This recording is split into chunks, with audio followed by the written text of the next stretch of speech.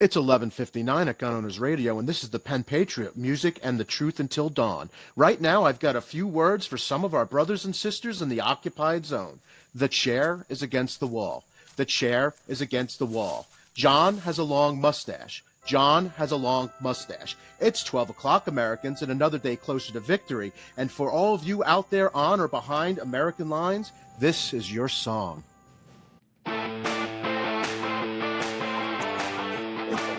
All right, everybody, Gun Owners Radio. July. Today is July 6th, 2025. Welcome, everybody. Thank you guys for listening and watching Gun Owners Radio. We do what we do because the Second Amendment is that important. We want to get more people involved. We want to get our message across. We want people to do everything that they can to restore and protect the Second Amendment. So don't keep us a secret. Go to Gun Owners Radio, subscribe to our YouTube channel, and thanks for joining us. All right. So what's new on the show today? Well, we have a candidate for state senate out of Orange County, Rhonda Shader. We also have Poway Mayor Steve Voss on a recall effort, and some information on that big, beautiful bill. Does it really help gun owners? Gun Owners Radio comes to you from a studio here at Discount Gun Mart. Have you considered becoming a member of Discount Gun Mart? Membership starts off at just $24 per month, and that includes unlimited range use. While you're on the internet, go to our website as well, gunownersradio.com, and sign up to get our emails so that you know what's happening in the Second Amendment community. So before we get into the show, Dakota, you just went on a little, you were just on a trip. You went to, I believe, Iowa for a competition? Yeah, I did. It was a lot of fun.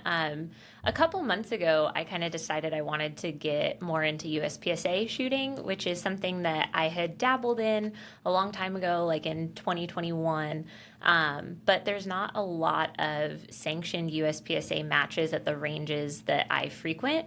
And so I was just kind of thinking about how good competition shooting is for growing skill, and was deciding to kind of get more involved this summer. And I've been driving up to like LA area to shoot some matches. And so I had done maybe 3 or 4 matches. And then I have a friend who lives out in Iowa, and I was going out to shoot anyway. And I was like, oh, I'll just bring my competition stuff and go do a USPSA match while I'm there. And maybe the competition's a little bit different in Iowa than it is in Southern California, but I got my first top 10 match finish, which was super fun, and 4th place in my division, which was also super fun. I was the only lady at the whole match, which was kind of funny, because usually in the Southern California ones, there's usually at least a few ladies competing, but it was a great trip. And then I kind of rounded out my competition stuff this last weekend with a match up north of LA, and that one got me classified. So I'm now classified in USPSA as a B-class shooter, which is pretty fun. My first ever classification, and I'm competing in the carry optics division. But I've been having a lot of fun with it. I'm definitely going to keep it up, and for anyone who's on the fence about getting involved in competition, it's been super fun. The people are very welcoming, very nice, and I highly recommend it. So how many years have you been doing competitions? Well, there's like the Steel Challenge competition here locally at Rainbow Range in Fallbrook. I've been doing that one for a couple of years now. Probably 2021 is when I started competing up there. And then they have Action Pistol and a few other different matches out at Lemon Grove Rod and Gun Club in Alpine, which I'll go to once in a while. I've probably been to maybe 5 total in the last like 4 years. But those ones are super fun. They're just not official USPSA matches, but very similar setup. Like the stages look very similar to USPSA.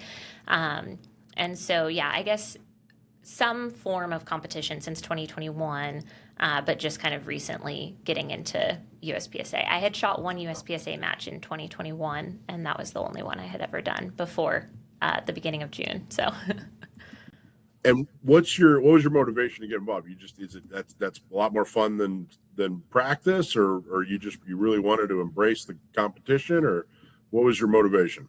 Yeah, I think kind of a mix of things. So I am teaching a lot, but I think other teachers will understand what I mean by this. When you start teaching so much, then you stop shooting as much, right? And it's unfortunate, but it's just like it's like this dichotomy, right? You are on the range all the time, but you've got clients or you're teaching classes. And so really you just get to shoot like your demos or whatever. And it became a lot harder for me to schedule in like dedicated practice time that was just for me to grow my skill set. And so I was feeling like, okay, I need something to get me to the range more consistently. And so it kind of started as like, okay, I'm going to do this challenge, like this shooting challenge where you shoot a specific drill every week for a year. And so I kind of started with that. And as I was doing that, I was like, okay, but I want to do more than just go to the range and shoot a few drills or like keep track of my progress on these particular drills. And I've always liked the more dynamic shooting stuff, like shooting and moving. I like, transitioning between different positions and different types of targets and cardboard and steel combined and all of that. So I just felt like USPSA was a good fit for the kind of shooting that I really, really enjoy. And I think it's also going to grow my skill at the same time. I think if I continue working, if I go through USPSA stages, I'm going to be working on a wide variety of my shooting. Like you have to be good at reloading and transitioning and fast splits and throttle control. Like there's just so much in USPSA that's kind of a well-rounded like shooting skill set, I guess. So that's kind of what drew me to like getting more serious on that side of it, just that it's fun and I think it'll stretch me. Well, I got to tell you, I think the biggest thing competition does, at least what it did for me when I used to do like these informal competitions. I was certainly never some superstar or anything like that. I went because it was, a fun way to practice. But I think what it does, or what it did for me, is the comfort level with my gun. Yes. I'd never been, there was no way to get as comfortable with my firearm as I got and am, other than going through these competitions. You really truly get comfortable with your firearm. Of course, you get, you turn into a better marksman. Of course, you get better at pulling from concealment, but just overall comfort level with your firearm. What do you think if someone said to you, hey, what's a minimum I have to do in order to start competing? Like, how would you describe that? Like, if someone buys a gun tomorrow, what would you think they'd have to do? What steps would they have to take before they try their first competition? Yeah, I think if you're local, San Diego County area, the Rainbow Range Steel Match is a great place to start because it's very, very low pressure, low stakes, super, super friendly people, and it's no movement. You're standing still for the whole match. So if you're worried about moving with a gun in your hand, like USPSA has, I think Steel Challenge and those kind of low-key local matches are a great place to start. But no matter what match you go to first, you just want to be safe with your gun. So you need to have safe gear, right? A holster that fully covers the trigger guard, that doesn't allow anything to access the trigger when it's in the holster, a way to attach that holster to your body, like a belt or whatever. Paddle holster if that's what you've got, but some way that you can keep that holster attached to you. And then some extra magazines. You don't even need a magazine holder for most of these sports. You can put magazines in your pockets if you want to. And so really it's just that stuff and eye and ear protection. And then on the skills side, you just need to be able to keep your muzzle pointed downrange, pay attention to where your muzzle is pointed, so have some awareness of what you're doing and what the gun is doing, especially if you're getting into the moving matches. And then, safe trigger finger discipline. Most matches will have a set of rules that you have to follow, but the folks who are there participating in the match, especially if you call ahead of time and say, hey, I'm new to shooting or I'm new to matches, I know how to use my gun, I know how to be safe, but I've never competed before, they will take you under their wing and make sure that you know the rules and help you through that. So don't worry about I don't know all the ins and outs of this sport, but you do need to know the ins and outs of your gun. So nobody's going to teach you how to use your safety or your decocker or anything like that. You have to have those kinds of basic understandings of how your gun works, how to use it safely, and then anything related to the sport or the way the match works, they'll explain to you on the fly as you're there. There you go. I'd say, yeah, you buy a gun, I'd say 2 or 3 formal classes with an instructor, maybe run 1,000 rounds through your gun, and then maybe start thinking about doing a competition. Because you're right, everybody I've ever seen at a competition is super happy to help a new person out. But if you can't handle the hardware, like if you don't know what you're actually doing with your gun, it's not good for anybody. So I think that's good advice. Yeah, and if you don't know how to clear a malfunction or something, like, you want to just know how to handle your firearm, how to clear any issues, how to reload it safely, all of that. And you don't want to be having to spend a lot of time and energy thinking about, oh, how do I do this next step?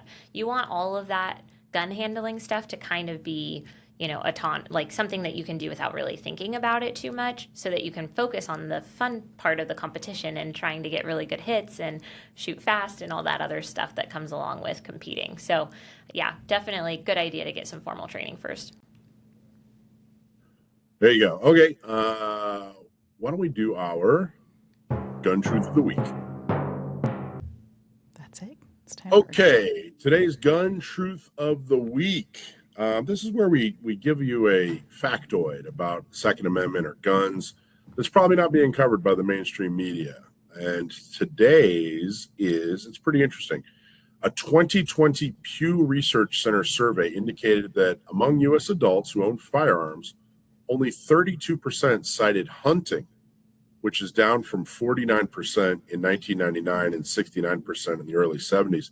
So as far as why they owned a firearm recently, only 32% of firearms owners said that they own a firearm for hunting, which is way down from just back in the 70s. The non-hunter portion, so if you remove the people who said hunting and you only concentrate on the people who didn't say hunting, 71% of them said self-defense or protection. 13% said sport shooting or recreation shooting. 6% just said the Second Amendment, which is a great reason. And 5% said it was job related. And then finally, about 2 to 3% said that it had to do with collecting or a hobby or some kind of historical interest, which I thought was very interesting. I think that this is important to know and understand and remember, because this is going to help you motivate people to not only agree with our positions, but also get involved with Second Amendment advocacy. If you're telling people how important the tradition of hunting is, and you realize that, hey, fewer than a third of the people out there right now who are gun owners have any interest in hunting, you might be sending the wrong message. So it definitely, a lot of these numbers have mirrored our society is moved from a rural to more of an urban society. So it's no surprise that fewer and fewer are looking at firearms as a hunting tool, and more are looking as a pure self-defense tool. So I thought this was a very interesting gun truth of the week.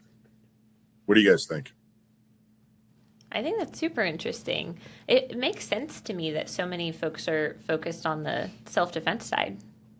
I mean, I feel like that makes sense. That tracks with what we're seeing in 2020 especially, right? Like if we're thinking about putting ourselves back into that time, that was a time where gun sales were going through the roof. People were scared. People were concerned about, what was happening in the world. And things. The riots, and even just like COVID and the uncertainty and, theft. I feel like there was a lot of, we heard about, neighborhoods or people who had left to go quarantine somewhere else, and like their houses were getting ransacked. And so I think there was just like a lot of fear and uncertainty in that time.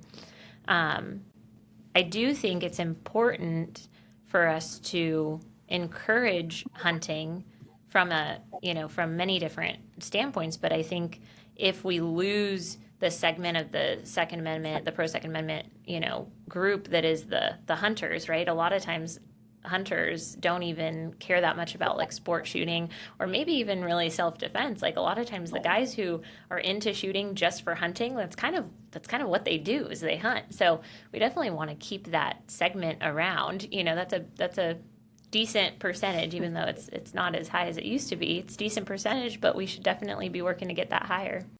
One thing I thought was interesting is 5% said job-related reasons, like law enforcement or security. So are they saying that that they strictly have it just because they're required to, that they don't have for self-defense?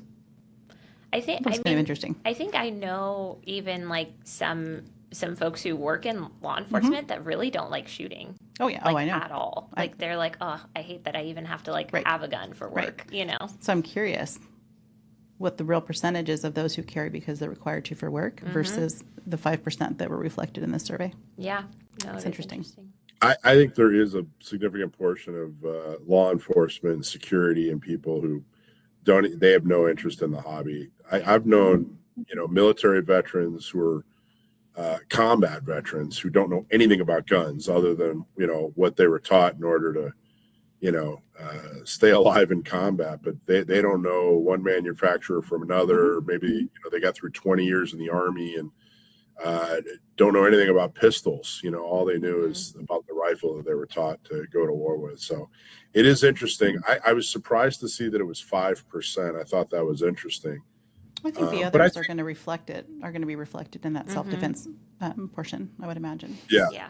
But I think it's just to sum up the whole thing, it's just interesting to me that in 50 or so years, the number has changed so drastically. It's gone from 69% to 32% in my lifetime, which is pretty phenomenal. Yeah, I think I'm sure somebody who's actually qualified to have an opinion about why this is would have a better opinion than what I'm about to say. But I think we have seen like cities getting bigger and more people kind of moving into cities. Like I feel like there's just less rural living than there used to be and less farming. Like kids aren't growing up as many kids aren't growing up on farms, like seeing the cycle of life and death with their animals on the farm and all of that. And I think as a country, we're getting further and further away of like where our food is coming from. Like back in, my grandma had chickens and like they would eat their chickens. And like, I feel like there are still people obviously that do that, but not as many people as what it used to be. And I think we see that even with people who are going towards like not eating meat and, all of those different, like, being vegan and all that. A lot of those folks are, concerned about the way that the animals are treated before they die and all of that. And I think hunting is like one of the best lives you can give that animal. Like, that animal had the best life it could have possibly had. It was living in the forest, loving its life until it became food, right? So I think it's actually a really humane way to participate in eating meat. Alicia, what do you think about people that raise their own chickens? You mean like me? Yeah, I know you do. I do. I was like, I know people still do. I do. I know how to process. If the apocalypse came, I would survive. Now, do I do it on a regular basis in my own home? I don't. Mine are pets, but if it came down to it, they are food. It's quite ironic right now. I'm buying eggs and feed because mine live such a long life that they are now retired and no longer lay. But I will say, I think it's a generational thing. I mean, if you think about it, Mike, like you and I grew up. We read Old Yeller like in school. Yeah. Right. Yeah. That's gone now. So I think we're bringing up a whole different generation of kids that think differently. They're exposed to things differently. They're coddled more. My kids have been raised a little bit differently than others in this generation. My kids know how to process meat. They know how to process rabbits and chickens and things like that if they needed to. But a majority of our young people are not growing up in that way, and I think that's why we're seeing this reflected this way. Yeah. There you go. Yeah. All right. Well, that is the gun truth of the week. Okay, next, you have questions. We have answers. We've got a couple of questions that came in today or came in this past week or so. This one is pretty interesting. We're going to do our best to answer. Remember, I'm not an attorney. None of us are attorneys, and this is not legal advice, but we're going to do our best to tell you what we think we know. This is from Steffi Vision on YouTube. She writes, hypothetically, I like that. Start the question out that way. That better safe than sorry. Hypothetically, I moved to California from Arizona in 2002. Hypothetically, I left my guns in Arizona with a family member. I did not register them because I thought at the time that as long as I didn't bring them into the state, that I didn't need to register them. Anyway, I would now like to register them and bring them to California. So her two questions are, did I break the law by not registering them, even though I did not bring them into the state? And will I get into trouble with the law if I try to register them now after living in California for the last 23 years? Oh, and one more, how do I find out if the guns that I have in Arizona are legal or not in California? So that is a lot. We got a lot going on in those questions, and we're going to break them down as best as we can. So, first, I am not aware of any law that you broke by leaving your firearms in Arizona and moving to California without registering with California. When you register your firearms, when you move into California, you have 60 days to register your firearms. Even if you take longer than 60 days, they still won't prosecute you if the only way they find out that you didn't register your firearms is that you registered them late. But once you move to California, you are violating the law if you don't register your firearms with California. Yeah, once you move to California and bring your firearms into the state, then your clock starts ticking for that 60 days. Correct. So if you move to California, you leave your guns in Arizona, there's no need to register your guns. That's the first part of the question. At least I'm not aware of any laws or whatever. Again, I'm not an attorney, it's not legal advice, but there's no law I've ever been aware of that requires you to register your guns in Arizona while you live in California. That's not something that exists. Yeah. So the second part of that is, hey, now you want to bring your guns into California. Is it okay? And the short answer is, yeah, you can generally bring your guns into California. And as soon as you bring them into California, you have 60 days to register them, which, again, even if you take longer than 60 days, they won't prosecute you if the only way they find out that they're not registered is because you're trying to register them. But you want to register them pretty quick, so you can. So in general, yes, you can bring your firearms into California and you can register them. You should be good to go. However, and you hit on this in the rest of your question there, Steffi Vision, how can you tell if the guns that you have in Arizona are California legal or not? That's too much to answer in one question. There's not like one big answer I can give you. You have to do a lot of research. As far as pistols, it's a lot easier than rifles and shotguns because rifles and shotguns generally are going to be more susceptible to violating the assault weapons ban.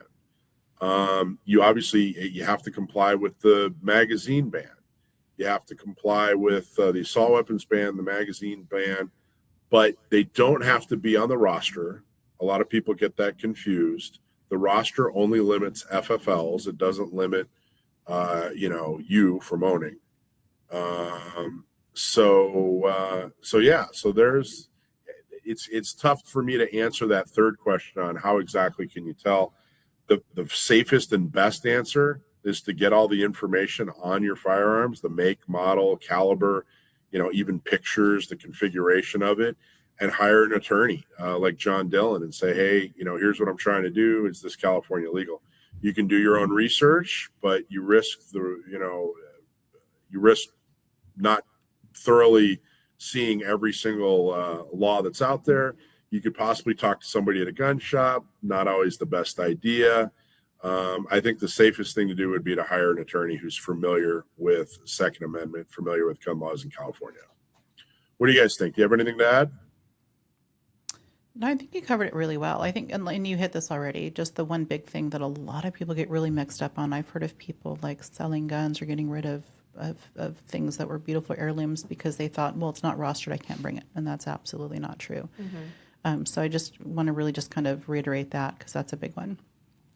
And as far as long guns go, rifles, shotguns, there's a couple different elements. One is going to be barrel length. We've got some rules on that in California. Configurations on ARs, as you mentioned, right? The assault weapons ban. So, like I said, a lot to take into consideration.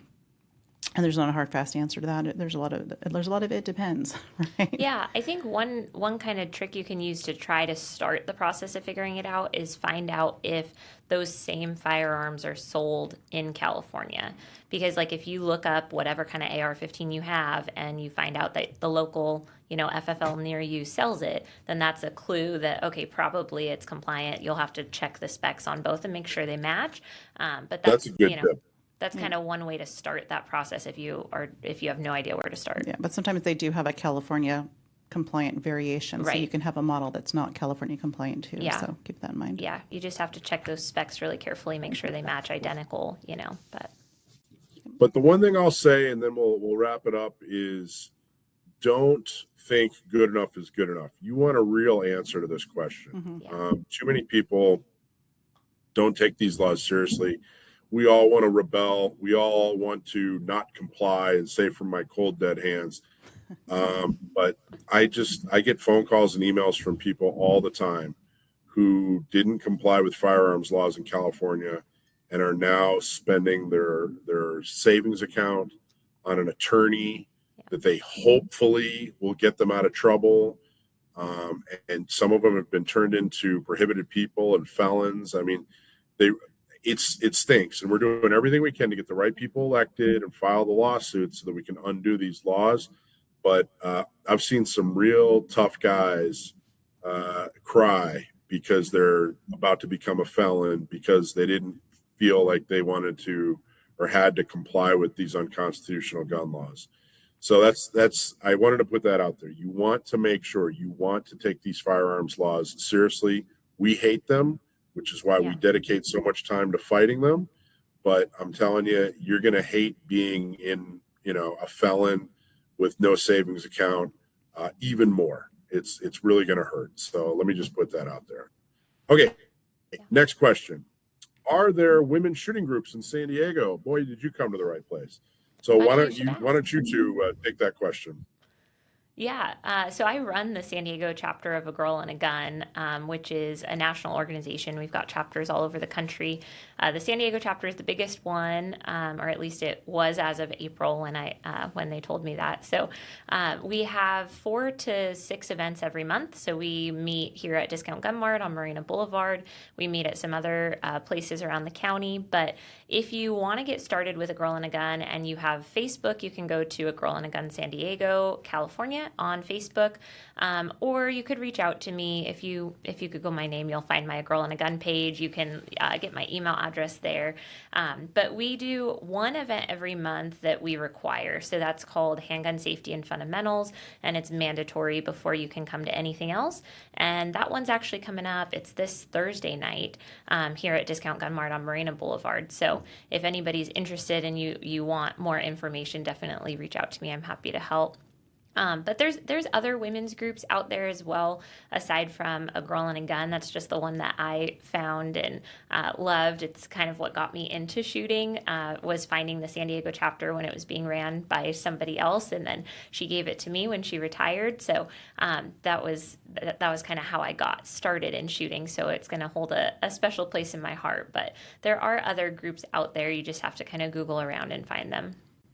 Yep. Don't forget the Not Me group. So through San Diego County Gun Owners, we have the Not Me group as well that does shooting socials and other events as well. Lots of opportunities for women to get together. What's the best way to find the Not Me events? So if you go to GunOwnersRadio.com. Awesome. Yeah. Yep. And or go to notmeca.org is another. That's correct. Oh, perfect. Yeah, and if you sign up for the newsletter with Gun Owners Radio, you'll actually get notification of the events for Not Me as well. There you go. Yep. Okay, perfect. So there you go. There's your Q&As. Let's move on to our lawsuits and legal updates.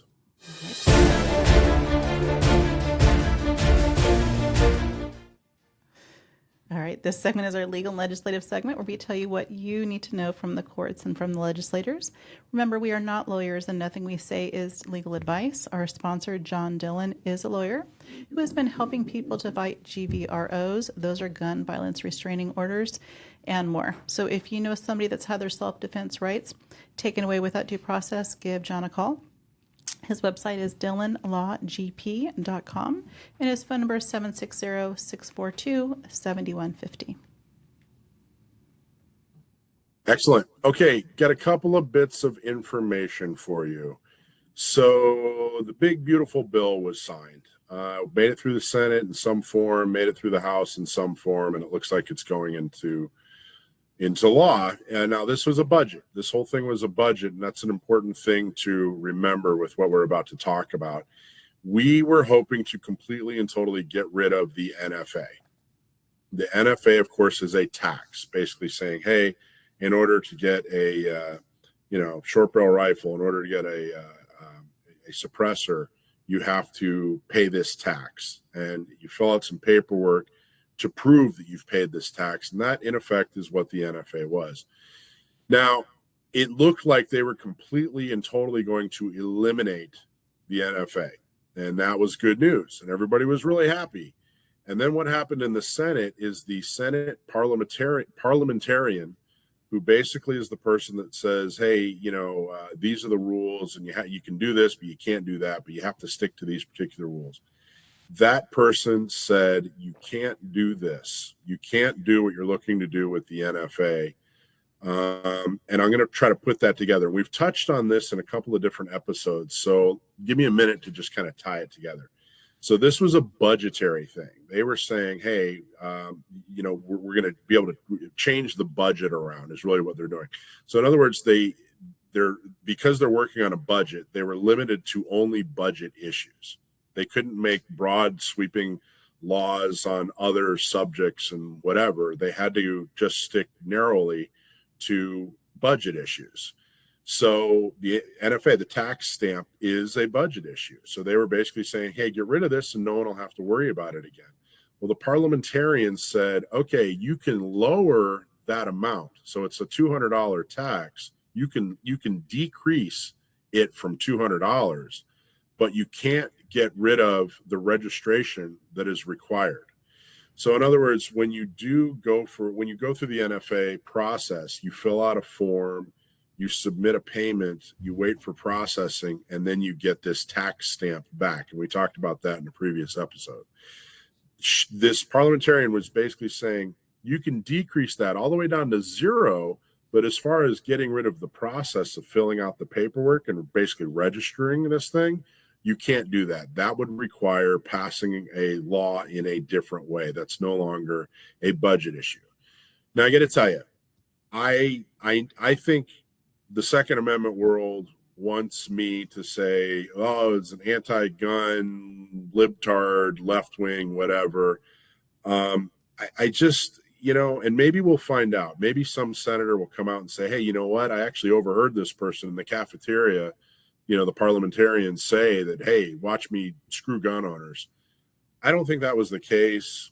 I don't know how much it matters now, but I think it's an important thing to understand motivation. I think that this person sincerely misunderstood the process and was trying to do the best job that they could do. I think there's a lot of evidence that this person wasn't bringing a political agenda to the table. One piece of that evidence is they actually struck down some funding that had to do with LGBT issues. And she was heavily criticized for that as well. So I think it was a misunderstanding on the process. Now, let's talk about the process for just a second. Basically, the parliamentarian is saying you can drop this to zero, but you still have to do the paperwork. Well, there was at least one senator that came out and said that doesn't make any sense at all. The entire purpose of the paperwork is to tell people, hey, I paid the tax. So they're really one and the same. They're not two processes. So, it doesn't make any sense to file paperwork to tell the government that you paid no tax, and it makes even less sense to get arrested and become a felon and go to jail because you didn't tell the government that you paid zero taxes. So he made it. There's actually a couple of people did a really good job of explaining, hey, this is one movement, this is one thing. These aren't two things that are disconnected or separate. This is one thing. The entire point of the paperwork is to, say that, hey, that the tax was paid. Now, I'm seeing people claim victory here, like, hey, we no longer have to pay the $200. This isn't a victory. Nobody was complaining about the $200. The $200 back in the 30s when this thing started, that was a true prohibitive price. People didn't have $200 laying around in 1930. $200 is still a lot of money, but it's frankly not a prohibition amount anymore. So it wasn't about the $200. It was truly about the process that you had to go through in order to pay and prove that you paid this $200. This isn't a victory. Okay, that's an important thing. I disagree with anybody who says that this is a victory. I also disagree with anybody that says this is a complete and total failure. Now, I'm happy to see that all the bigs, Gun Owners of America, Firearms Policy Coalition, NRA, have stepped up, and it looks like they're going to file some kind of lawsuit, which I don't have the particulars on yet. And they're basically going to make the case that, hey, it doesn't make any sense to file paperwork to prove you didn't pay a tax that's required, the $0 tax that's required, here's evidence that I paid nothing. That doesn't make any sense at all. So it looks like they're going to attack this thing. And oh, by the way, they could still run this through the normal process, the normal congressional process, and get this changed. They just couldn't do it during this budget debate. So they're still they still have opened up this subject and said, hey, there are a couple of paths forward. We're going to take one of them, whether it's a lawsuit or whether it's legislation. So it's not a victory, but it's not a total failure. So that's what's going on with the NFA. What do you guys think about that? Alicia, Dakota? Well, I want to thank you for kind of setting it straight on that, because I honestly, when I was kind of reading through the descriptors, I wasn't completely understanding what the outcome really was. It wasn't making a whole lot of sense to me. And if that's what it is, that's ridiculous. Yeah. To put in a simple word. I just want to thank you for putting that out there. Yeah, well, it's like I said, it's a bunch of procedure, and government's not efficient, and it's a big mess. But sometimes the fact that it's so complicated and there are so many ways to do things, and it slows so many processes down, sometimes that's a big advantage. Maybe that's part of the advantage of living in a representative republic, that hey, we really got to do things right in order to pass a law that screws everything up. So all right, let's move on to the Wynn versus Bonta win. There was a lot of talk about that, and I just want to briefly explain what's going on, because we talked about this a few months ago and people are getting confused. This has to do with AB 1078. And AB 1078 was that it basically said you could only buy one firearm every 30 days in California. We filed a lawsuit. Michelle Wynn is a San Diego County Gun Owners member. So we, filed a lawsuit with the help of FPC. They do such a fantastic job helping us with lawsuits. And a few months ago, it was about almost a year ago now, there was an injunction. And we said, hey, look at this. We got an injunction. Everybody's happy now. You can buy as many firearms as you want. It doesn't matter. It's not one every 30 days anymore. So then something happened just a couple of days ago, and people are going, well, wait a minute, this is old news. We already knew about that. Well, what happened was this, previously we just got an injunction. Now the actual decision came out, and it was Judge Danielle Forrest who came out with the actual written decision. So it's not just an injunction anymore. It's an actual formal decision by a judge. And there's I have 4 quotes. I just want to, these 4 quotes tell the story of the whole case. The first quote is, quote, "The Second Amendment protects the right of law-abiding citizens to keep and bear arms, and that right necessarily includes the ability to acquire arms through purchase without meaningful constraints." So that's directly from the judge that wrote the decision. And I think that is a perfect one-sentence summary of why this lawsuit and why this decision was important. The second quote is, quote, "Defendants have failed to demonstrate that a restriction limiting the purchase of firearms to 1 per 30-day period is consistent with this nation's historical tradition of firearm regulation." Now, the defendants are the state of California. The state of California wants to restrict all your firearms rights. And so this judge is basically saying, hey, you guys haven't shown that historically our nation has some kind of tradition regulating firearms in this way. Now, that's an important thing because that's a California Ninth Circuit judge who is saying that this doesn't comply with the Bruin test, the history, text, and tradition test. Pretty crystal clear there. Quote number 3, the state's asserted interest in preventing straw purchases does not justify a blanket restriction on the number of firearms law-abiding citizens may purchase, as it fails to demonstrate a reasonable fit with the historical tradition of firearm regulation. Again, this asserts the Bruin, history, text, and tradition test, and basically completely throws out the old-fashioned, oh, the sky's falling. This is good for society, or it makes everybody safer. If we can just save one person, it's worth it. That's not the test when it comes to a natural right like the Second Amendment. And this judge is making it crystal, crystal clear. Then finally, quote, California's law is facially unconstitutional because possession of multiple firearms and the ability to acquire firearms through purchase without meaningful constraints are protected by the Second Amendment, and California's law is not supported by our nation's tradition of firearms regulation. This was a great decision. This was an excellent decision, and the judge did a wonderful job.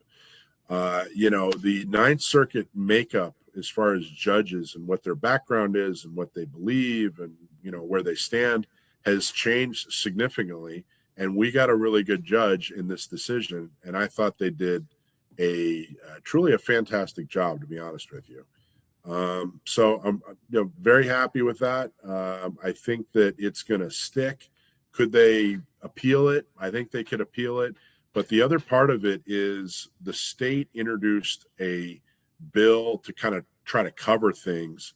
And it's a 3 and 30 day bill, basically saying, okay, well, if they get rid of the 1 and 31, then this 3 or 1 and 30, then this 3 and 30 will take over, and then people will be restricted to 3.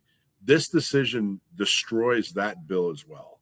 Mm-hmm. So I thought it was forward thinking. It was very principled, and I thought it was really, really great. So what do you guys think about all that? I think it's fantastic. Yeah, it's a huge win for sure. Yeah. I have a question as you're reading these, Mike. I'm not sure if you have an opinion on this or not. Yeah. But I'm going to throw it out there. What do you got? Quote 1 and quote 4. Is Yes. this going to be beneficial? Could this apply? In my mind, it does, to the Richards v. Bont case. I think it could. I got to tell you, a lot of people, when a case like this, like a lot of people will look at this case mm-hmm. and say, well, I've never purchased more than one gun every 30 days anyway, so I don't care about this, and they kind of mm-hmm. pass it off as not a big victory. But what they don't understand is what you just pointed out, that every little precedent that's set, every time a judge anywhere in the nation, but especially in the Ninth Circuit, every time a judge reaffirms that this is a natural right, that it's not a second-class right, every single time we get a positive decision like this, it can be used further down the road. It moves the ball just a little bit more down the field. So it could. I mean, it doesn't mean that this decision will apply to that, but it could definitely be used and leveraged in other cases like the Richards case. Absolutely. Fantastic.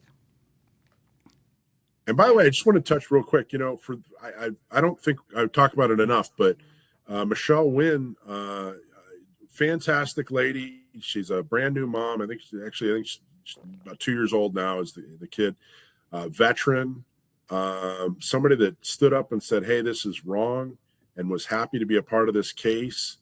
Wonderful lady, very intelligent, firearms, all about self-defense for her. She certainly isn't a hunter, but she's kind of the future. I think she's the future of gun ownership. She's more the face of gun ownership going into the next 10, 15, 20 years. And I'm just really happy that we're having such a success for her. And I'm so proud of her for stepping up to be a plaintiff in this case. Okay. It's a great case. Yeah, right. decision. It's a cool Yeah. story. No, it is. And I think, I mean, some of those quotes are very, you chose great quotes out of the decision, but they're very good quotes. The third one I thought was interesting. And I think that your point about the Richards v. Bonta case, like every single decision that we get is, as long as they go like this, right? It's positive for the Second Amendment and for all the other cases. But I wanted to just, in case folks that are listening don't know, Mike, can you just explain Richards v. Bonta a little bit?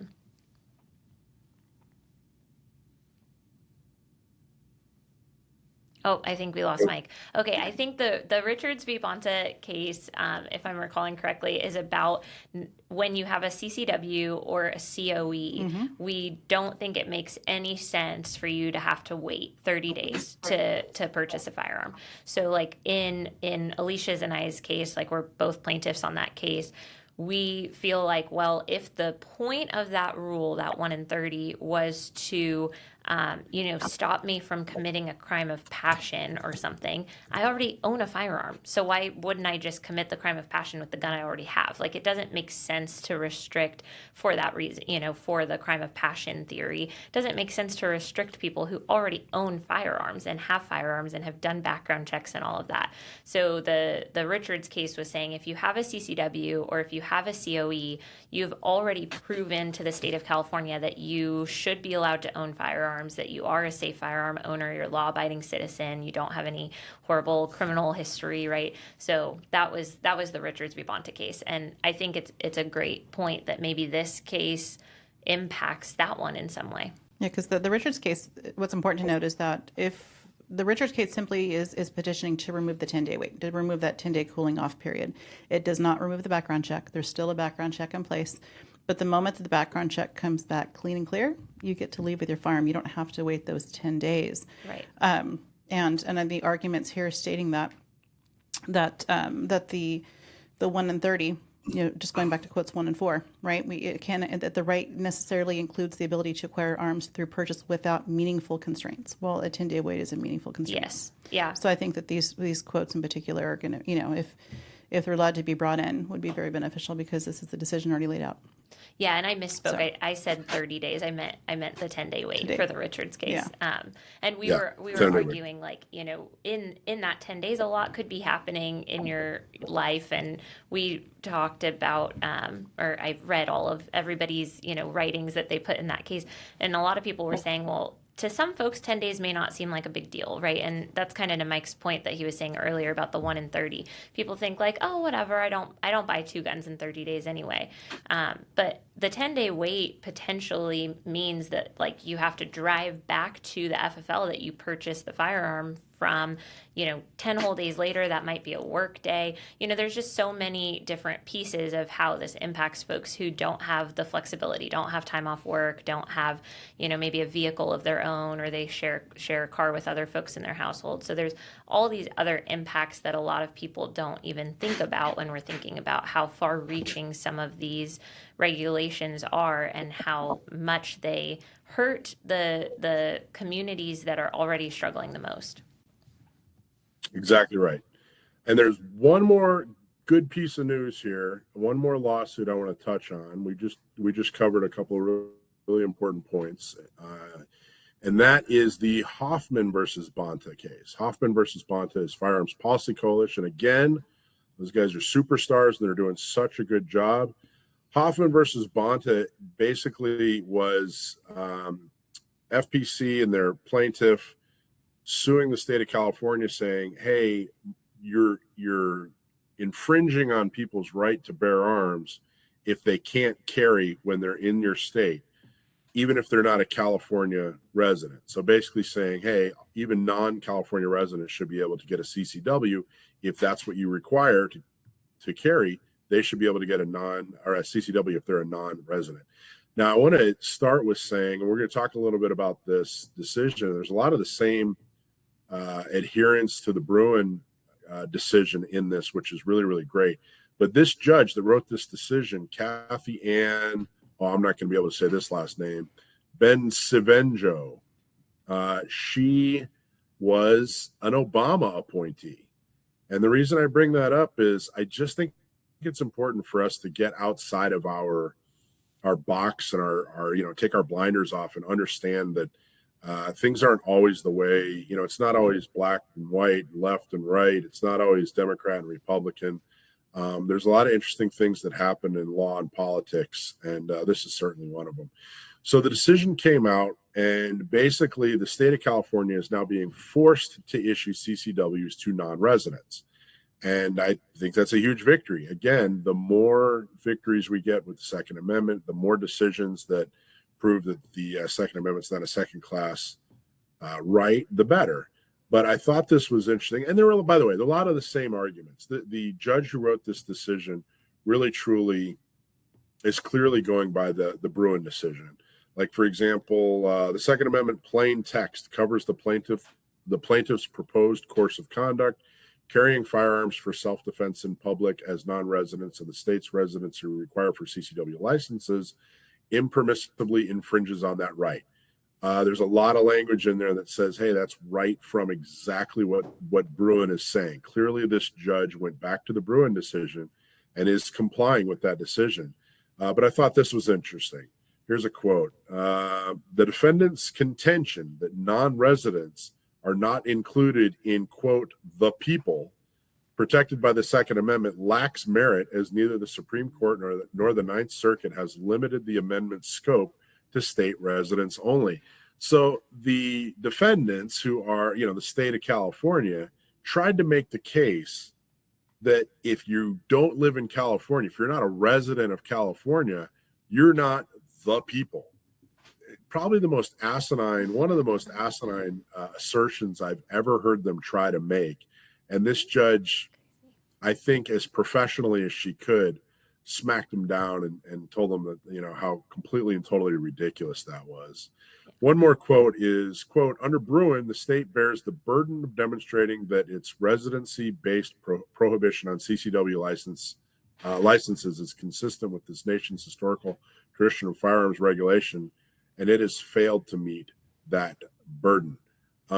So the quote underscores really the court's reliance on the Bruen framework. Like I said, it requires the government to justify firearm regulations with historical analogs. What does that mean, historical analogs? Well, analogs basically means you got to find some kind of law or regulation that existed when the Second Amendment, or around when the Second Amendment was written, that is extremely similar, that's the same. That's really what analog means. The failure in California to provide that is going to again and again result in a failure in court, which is what we saw here. And I got to smile and I got to be happy, and it makes me a little warm and fuzzy inside every time California fails in court, no matter what it is, really, but especially when it comes to the Second Amendment. So the Hoffman case is what is, and this decision, that is what is allowing non-California residents to get California CCWs. Now, there's a whole waterfall of activity, that this has affected as far as how people get their CCWs in California. It depends on who you are and what you do, whether or not it's a positive effect for you. I think that we as Californians are going to see a positive effect. It's going to become easier for us to get CCWs because we're not going to have to jump through as many hoops. Obviously, if you live outside of the state of California, it's going to be possible for you to get a carry permit and defend yourself in California. If you're a CCW instructor, I think that this is going to change some things for you. You're going to have to figure out how to work in this new framework and how to provide value to customers beyond just, distributing information. And I don't think that's a hard task, or certainly not an impossible task, but it is going to require some firearms instructors to change the way they do business. I think it'll improve the way a lot of people do business. And I think that there's probably a percentage of firearms instructors that are just going to say, forget it, and take their ball and go home and not do it anymore. But overall, this is a huge positive win. And, I think as an activist, if you're listening to this interview, you're probably extremely interested in the Second Amendment. A real good way of supporting people is to make sure that you start taking classes from CCW instructors, understanding that, hey, they're fighting hard, to stay in business and get more people into shooting sports and do all these things. One thing you can do to help, and it'll help you too, is take one more class than you did last year. If you didn't take a class last year, take a class this year. If you took one last year, take two this year. So that's the Hoffman case. Congratulations to Firearms Policy Coalition. As always, fantastic job. And we're so proud that they exist and that we partner with them as often as we possibly can. So what do you guys think about the Hoffman case? I think it's great news overall. I mean, I hear folks saying, oh, it's going to change the way that we do business as CCW instructors. And it definitely is. I mean, I think a lot of us are looking at ways to, put online content out there and all sorts of stuff to try to capitalize on this opportunity. But I think at the end of the day, like the excitement for me is that I think that in general, less regulation is good.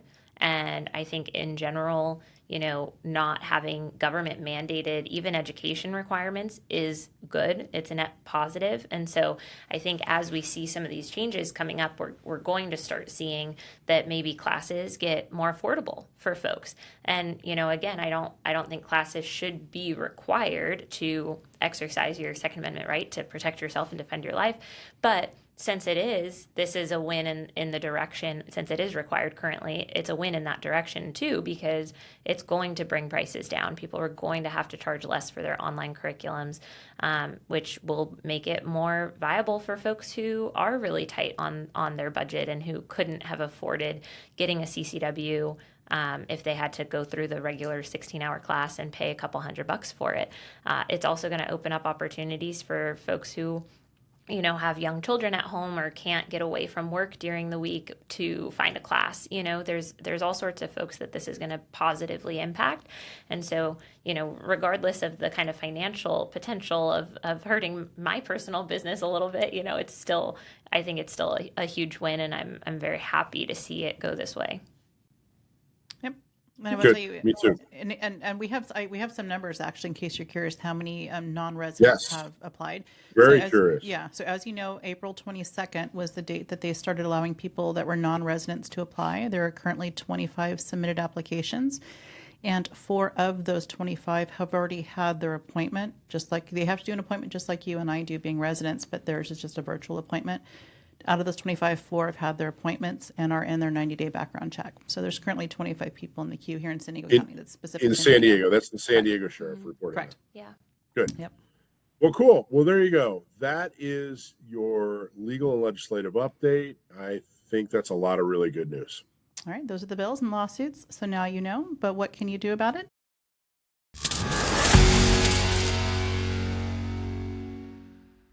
Okay, so deployment. You know what's going on. You know what's going on that's good. You know what's going on that's bad. But how can you be a part of what's going on and help us move the ball forward? Well, there's a lot of things you can do, a lot of variety of activities for you. So this segment is sponsored by SageTree. Go to sagetree.com. Check out SageTree. If you need help with your business's digital marketing, if you're not sure if you have the absolute best website in the whole industry, then you need to get a hold of SageTree. We use them exclusively. They've been wonderful to us. Check out SageTree. Okay, so to get involved, well, first thing I want to tell everybody, I think this is going to be a very cool event. August 6th at 6 p.m. at Elijah's in Claremont Mesa, basically. It's the San Diego County Gun Owners Mayoral Summer Summit. The Mayoral Summer Summit. Now, what we have done is we've gotten 4 very pro-Second Amendment mayors. There are 18 mayors in all in San Diego, including the mayor of San Diego. Well, these guys are in 4 other cities, and they're pro-Second Amendment. Bill Wells from El Cajon, John Franklin out of Vista, Dane White from Escondido, and Keith Blackburn out of Carlsbad. They're going to be in the same room at the same time with you and other San Diego County Gun Owners members. There's going to be food and drinks and fun. You're going to get to talk and ask them questions, and then they're going to give you a Second Amendment update from their city and from their perspective. And then they're going to talk about their city in general and just, hey, here's what's going on regionally. And you'll be able to take a picture with them and ask questions and meet other San Diego County Gun Owners members and have some hummus and some iced tea, and it'll be wonderful. So please, please, please go to sdcgo.org and sign up for our Mayoral Summer Summit. It's only $20, and we have plenty of room right now. So Mayoral Summer Summit, August 6th, 6 p.m. Next is, of course, talk about this all the time. Just briefly want to touch on our tabletops and our shooting socials. Go to SanDiegoCountyGunOwners.com/volunteer. Help us man tables and get the message out. Help us teach others to have a great first-time shooting experience so that they can be as passionate about the Second Amendment as you are. So again, go to SanDiegoCountyGunOwners.com/volunteer and sign up for something today. Intro to Modern Off-Grid Communications, July 26th, 2025. This is part of being a prepared protector, being an asset to your family and your community. When disaster strikes, communication is one of the first things that goes down. So learn to stay connected and informed. Register at Gun Owners Radio on our website. Register for this class on July 26th, which is just a couple of weeks away. Be a prepared protector. First aid for gun owners, August 23rd. That's in El Cajon at Cargo, actually. And the price is $281. And that comes with a fantastic first aid kit.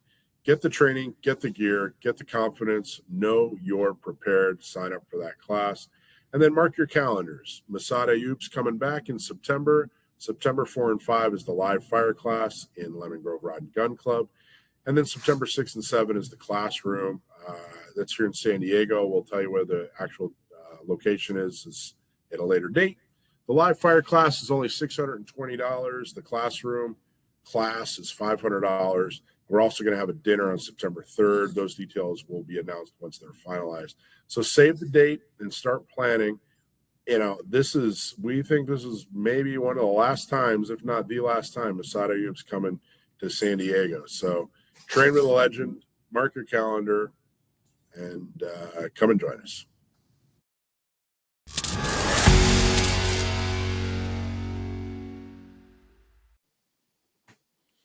Our next guest is Poway Mayor Steve Voss. Steve Voss is an extremely great guy. He's been a wonderful mayor.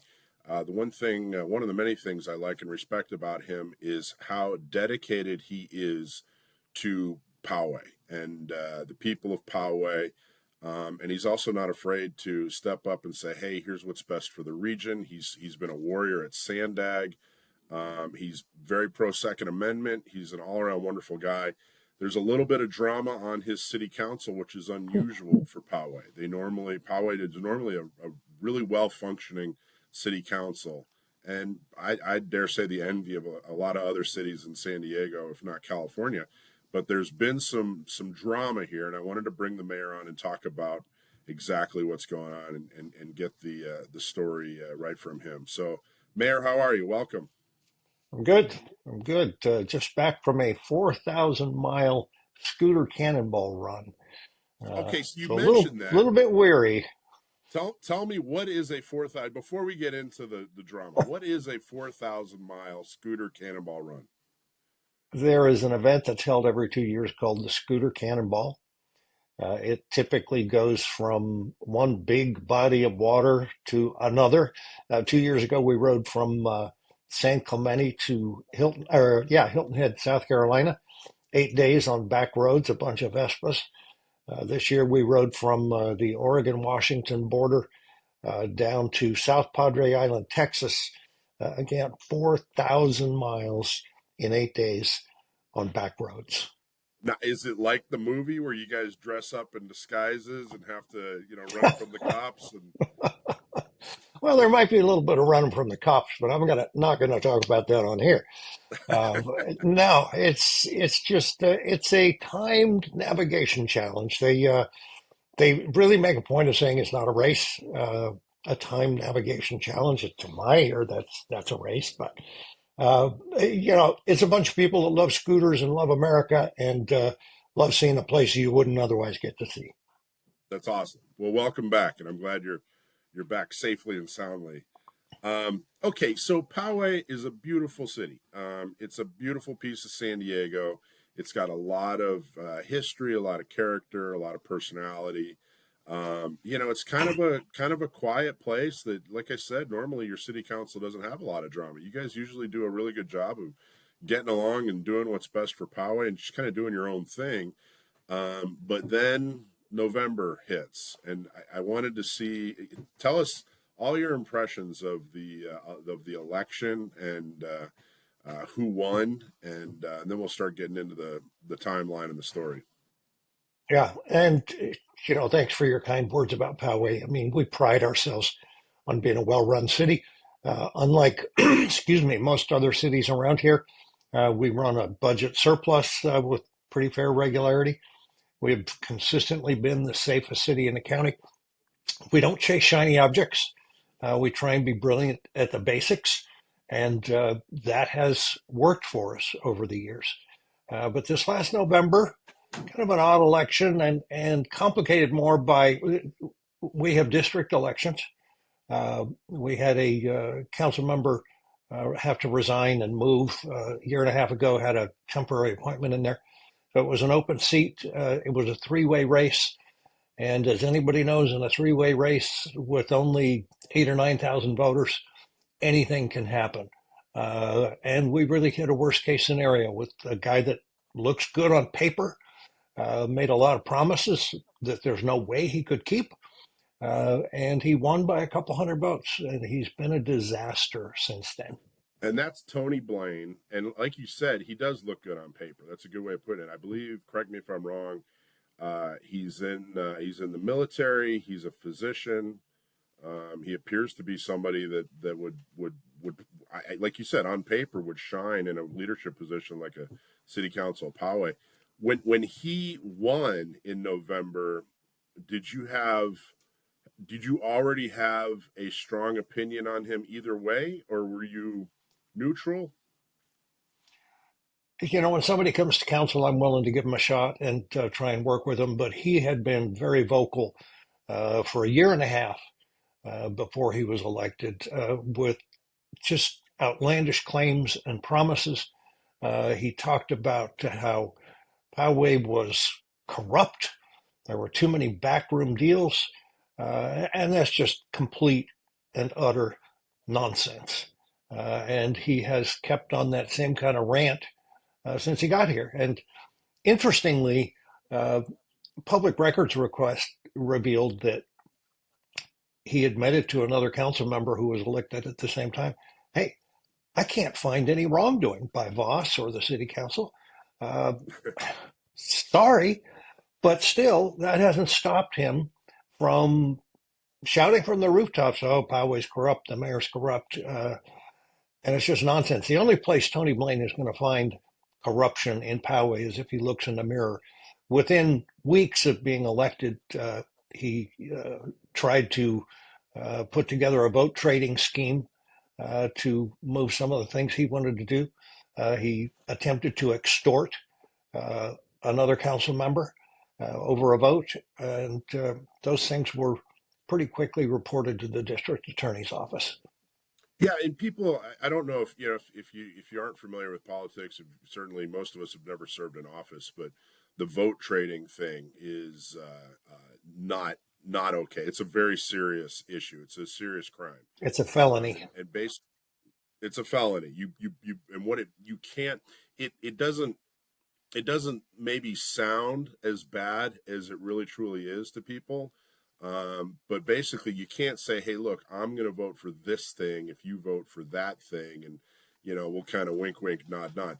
That is a felony. That's considered corrupt. It's considered unethical. It's considered illegal. Do you want to expand on that a little bit? Like, why should people be so concerned about trading? You make a good point, because the average Joe Bag of Donuts out there would think, oh, gosh, don't people trade votes all the time? No, they don't. We have discussions in public at council, and you could say, look, if you, amend this, I could support it. But when you're using your city email to reach out to another council member and say, hey, look, if you vote for this, then I'll vote for that. That's called quid pro quo. Or if you reach out to another council member and say, if you don't do X, I'm going to start a recall of you. That's highly illegal. That'll get the DA's attention really quickly. But it went far beyond that in the ensuing months.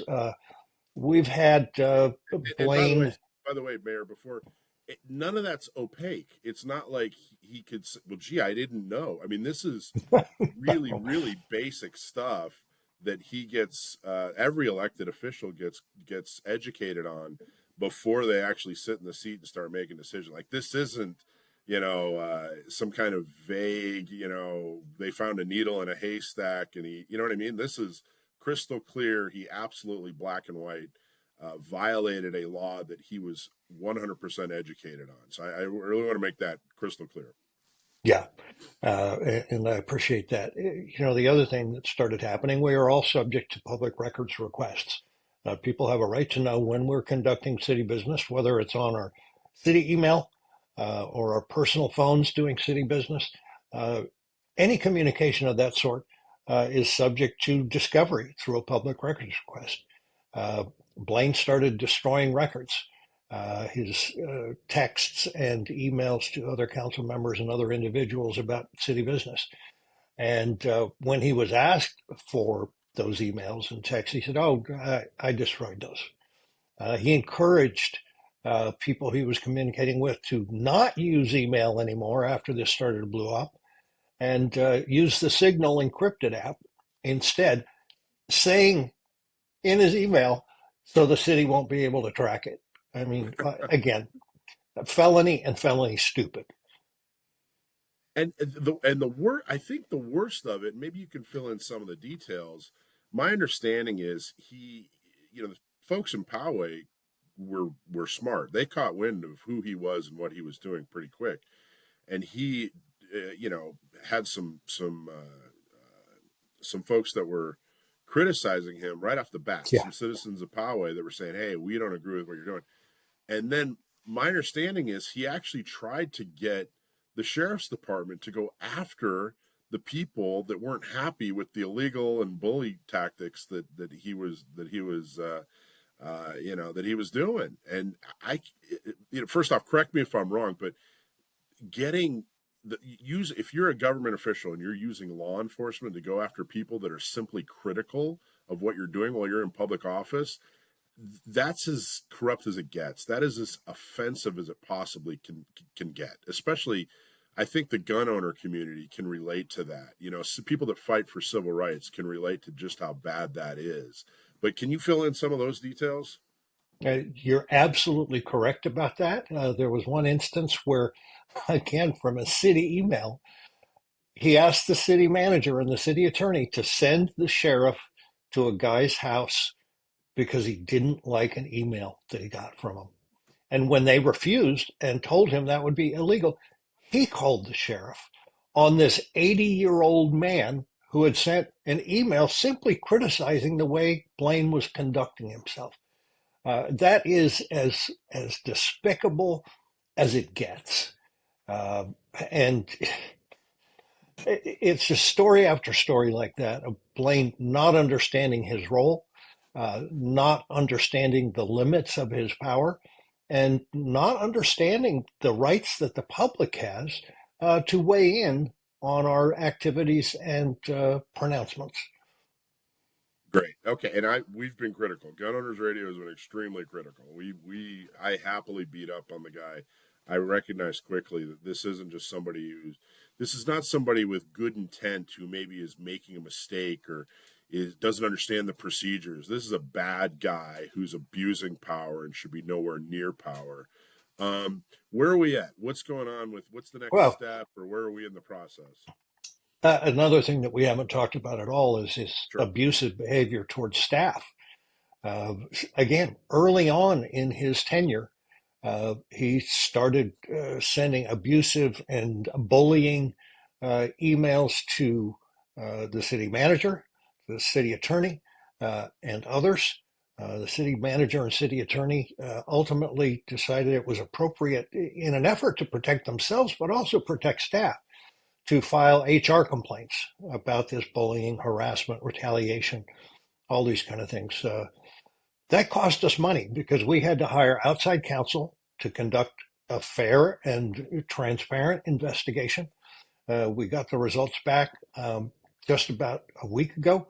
I should mention, too, that 2 days after, well, one day after those complaints were filed by the city manager and city attorney, Blaine apologized to them and said, "I'm sorry. Yeah, I've been a little harsh. I'll do better." And then a day later, he filed a complaint against them, essentially alleging the same things in their behavior that they alleged in his. We hired outside counsel, outside investigator, and the report came back about a week ago. And all of the complaints, virtually all of the complaints by the city manager and city attorney were sustained. In other words, Blaine was guilty. None of Blaine's allegations were sustained. They hadn't done anything that was outside the bounds. We had a meeting about it just the other night and talked about it because the public has a right to know about this behavior. Going back a little bit, early in his tenure, to try and stop some of his bad behavior, we issued the first censure in the city's 40-year history. Now, as a result of the investigation, we will be considering another censure in 2 weeks. It's unprecedented, but well-deserved. And I'll tell you, the city staff, in my experience, city staff is about as neutral as you can get. And in other words, if there's a council member having issues with the other council members, you might be able to chalk that up to politics. If there's a council member who is being heavily protested by a certain segment of the community, you might be able to chalk that up to politics. But when he's having this much of an issue with staff, staff in these cities and municipalities are enormously neutral. I mean, they really truly are just like, hey, we're here, whether you're left, right, up, down, whatever, we're here to, do the job, serve the city, serve the council. For them to have such a horrible experience with him, that's not political. They don't have some kind of agenda. They truly were being victimized. Well, and to give you another example of just how out of touch and insensitive and tone deaf he is. I mean, I truly believe the guy has a personality disorder, if not something more serious. But the other evening, Tuesday evening, in the meeting when we were hearing the results of this investigation, the city manager had an opportunity to talk about how it had impacted him. And he got a little bit emotional, as I would expect, because it's been just an awful 6 months, if not longer. The next couple hours later, Blaine emailed him and said, "Did I make you cry? It's the first time I think I've ever made an adult cry." You're like, who the hell does that? Who is that insensitive? The guy has serious problems. I no doubt. I mean, this city manager, that's his job and his career. That's how he puts food on his table. Or I don't know if he has kids or a family, but probably does. And Well, to that point, one of the things that the investigator looked into was an email that Blaine had sent to over 250 recipients, high-level elected officials and media, local, state, national, including New York Times, Washington Post, all that stuff, alleging that the city manager and the city attorney were corrupt and unethical. Now, that is bound to have an effect on their future ability to feed their families. And I fully expect one of the results, not yet realized, but sure to come, are going to be claims from the city manager, perhaps the city attorney, defamation. Unfortunately, that will work against the city, and happily, it will work against Blaine.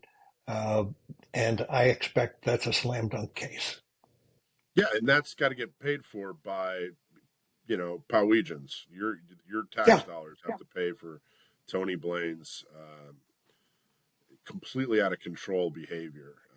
So what? Okay, so what's next? Where do we go with this? How are we going down a path to fix this problem, or what's it look like? There's a recall being run by a couple former council members right now and community leaders. Deadline to sign is a couple weeks away. I think they're very close to having the requisite signatures. But, if you're out there listening to this or you know someone who lives in North Poway District 2, get on the phone right now, call them and tell them to sign that recall. This guy is a threat to the stability of Poway, a threat really to citizens' fundamental freedoms. A guy that calls the cops if he doesn't like something that you say, that should scare everybody to death. So if you know somebody, like I say, or if you live in North Poway, make sure you sign that recall petition before the 15th of July. We want to make sure that this guy's removed. I won't be surprised if in the very near future the DA might issue an indictment. He was taken down by the district attorney investigators after a council meeting a few weeks ago, served with a search warrant. So they're hot on the case, and we'll see what shoe drops next. Good. So if you live in North Poway, if you know somebody who lives in North Poway in this district, if you live in Poway at all and you're not sure you're in the district, reach out. We'll figure it out. But we need signatures in the next 2 weeks. We're going to need help, after that. So even if you don't live in Poway and you just can't stand an abusive government official, we'll need your dime and your time. And then eventually, after it's successful and this guy's removed, we're going to need help putting somebody into that seat that is far more worthy of, being an elected official. So there's a whole project. You can go to recalltonyblaine.com if you want more info. You can see some of the videos. I think the video of the DA takedown is on there. There's video from news stories. I mean, this has shown a light on Poway that we're not used to. We turn out budgets that there are no deficits. We typically have surpluses. We get attention for being the safest city. This is a uncomfortable attention for us. And, some of those news stories are online. Check it out for yourself. Lots of the documents are online too. It's sobering and it's sad. Okay, perfect, Mayor. We'll post the website. This is something I want to be involved with. I mean, we're a Second Amendment organization, so as far as the issue, yeah, we're very focused. But the reality is, if we don't have quality government leaders, the Second Amendment really doesn't mean a whole lot at all. So, I mean, this is something that's very important to us. We want to make sure that we get not just people we disagree with out of office, but people that are an obvious threat, to what we're supposed to be doing in this country, to the self-governed, to people that abuse power. We want them out. So we're going to talk a lot more about this, Mayor. We want to continue to give real help. Like I said, people's dime and people's time to see this through and get somebody on the Poway City Council that will be a benefit to the community. Let's get her done. Let's get her done. All right. Thank you, Mayor. Appreciate all the time. Anything else you want everybody to know, or did we cover everything? No, I think we really covered it pretty well. Of course, if you happen to know Mr. Blaine and have any leverage with him, tell him to step down, save the city some money. This election is going to cost several $100,000, but that's a drop in the bucket compared to what he's costing us. Even if he went away today, I think it's going to end up costing the city over $1 million. If he doesn't go away, the meter's still running. He seems to have such an arrogance that I don't know if that money is, doing the right thing doesn't seem to be the type of guy he is, and he certainly doesn't have your integrity and character, and he definitely doesn't have your good taste in hat selection. We'll leave it at that. There you go. Anyway, thank you so much. Thanks for joining us, Mayor. Thanks for bringing us up to date, and I appreciate everything you do. Mayor Steve. Thanks, Michael. Thank you. Appreciate you.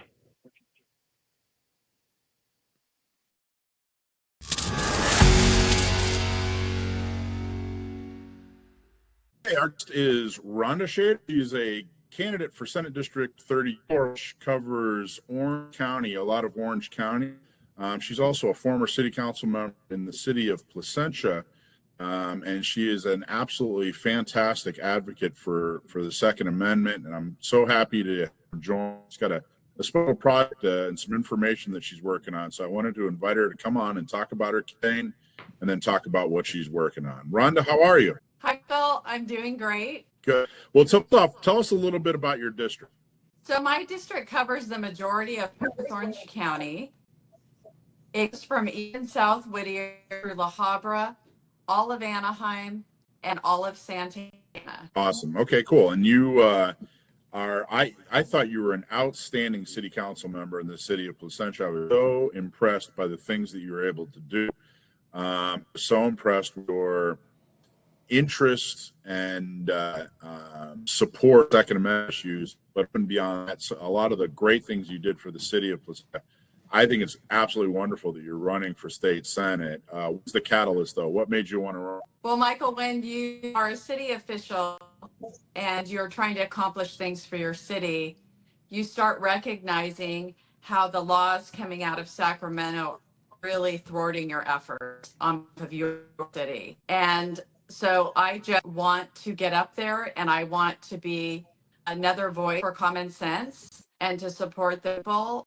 I really enjoyed the difference I could make in people's lives through policy and through influence at the city level. And I would love to do that for the people of North Orange County, who I believe have not been represented very well for a very long time. And as far as my support for Second Amendment, I believe in the Constitution, and that's a constitutional right. And I know that it's under attack at all levels of government. And there were times at the city where even a local official, could make choices to support that constitutional right. And you can bet that I did. That's awesome. Recently, you reached out and you wanted to talk to the firearms industry. You took a tour of, it was actually FMK up in Orange County, who's a firearms manufacturer. And you had some questions. You wanted to speak with an FFL, and just tell us a little bit. That's a little bit of setup, but tell us a little bit about what were you looking to find out? What did you find out, and why? Just that road. Well, Michael, it's interesting. I was actually on a quest. I'm a business owner, and I was on a quest with 100 business owners in 100 days. And during that time, I started to have conversations with a lot of business owners who are also gun owners and have sort about their Second Amendment rights and the attack on us in the state. And we would get into that conversation. I also met with business owners in other industries. What that trend is that there is no acknowledgement of someone who is doing something for the second time. So let me give you an example. If you're a restaurant and you've had a restaurant for many, many years and you've had an alcohol license, and now you want to do a second restaurant, you go through this same scrutiny and effort if they have no history with you. And I don't think that's fair. And so what I found out is that they're now making gun owners go through the same exact process every single time they purchase a gun. And that doesn't make sense to me. I think that if you have been a gun owner and you have obeyed the rules and done what you're supposed to do, you should get some credit for that as a mature, licensed gun owner when you're going through it the second and third time. That what I'm trying to say is I didn't only notice it in this industry, it's a trend in our state that I believe is unfair. The term we use at Gun Owners Radio and San Diego County Gun Owners is trained, law-abiding gun owners. And if proven that that there's no concern for sanity or the fact that you're trained or the fact that you abide by laws, you're not a violent criminal or a career criminal, generally be respected and left alone. But I got to tell you, and maybe this is hyperbole. Ron, you me if you think this is hyperbole or not.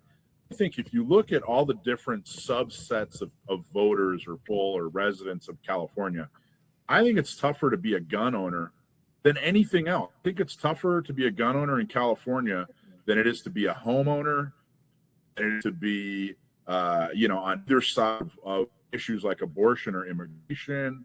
I think it's tougher to be a gun owner in California than it is to be a business owner. And I got to tell you, I really think that California harasses gun owners, and there are stiffer, more serious penalties for gun owners than any other subset. I don't know. What are your thoughts on that? That hyperbole? Am I going too far?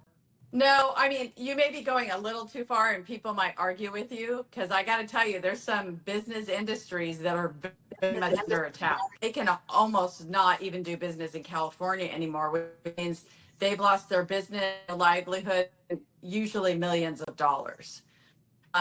Most of that's related to environmental laws, and I'm very concerned about that as well. But you're right. There seems to be, like every single legislative session, someone wants to attack the owners. And I've just always found that to be unproductive, because really the problem is who's behind the gun.